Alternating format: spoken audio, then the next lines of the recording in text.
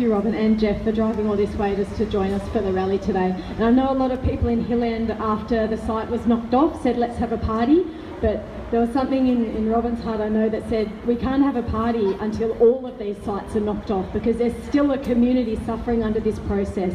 And I think that just shows really the solidarity that's around the country on this campaign. So today there's rallies in Adelaide. There's more than 2,000 people right now marching in Adelaide against this proposal. We've got events in Melbourne, Brisbane, Alice Springs and Perth. So it really is a national day of action that you're part of. We've got a couple more speakers and then we want to bring everyone in for a photo so we can really just consolidate the crowd. But we do have a couple more speakers.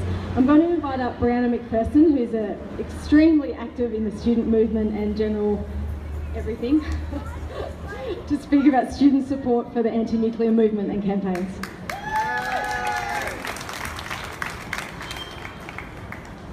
Thanks. I'd just like to acknowledge that we're on Gadigal land and that sovereignty was never ceded here or at any of the First Nations all across this continent, and pay my respects to elders past, present and future.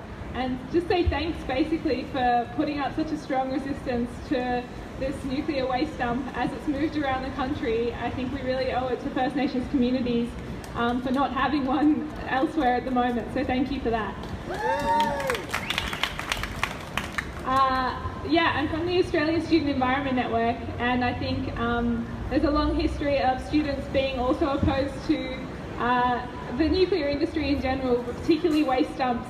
The idea that we could build a nuclear reactor and not have somewhere to put the waste, that is, the idea that we would impose it on some community remotely, out of sight, out of mind, I think is something that really angers students. Particularly as this waste is going to stick around for generations upon generations into the future. So that's our future, that we're going to have to deal with this toxic legacy. We've seen around the world that no one really knows how to deal with this waste appropriately. There's always issues of leakage and radiation, and that affects like people and the ecology, everything. So as we don't know what's going to happen if that leaks, we don't want it to be anywhere other than where it comes from, which is in Lucas Heights. And we also support that being turned off. We know that there are different ways to create medical isotopes. We don't need to have a nuclear reactor here in Sydney, and I think we need to strongly resist any type of nuclear industry in Australia, particularly in South Australia. And something that we can all do here in Sydney is support South Australian communities in saying no, considering that they have a Premier at the moment who seems pretty intent on continuing this nuclear industry when it is simply something that we don't need. We need investment in renewable energy to tackle climate change, and we don't need nuclear energy, especially in this country. Thank you.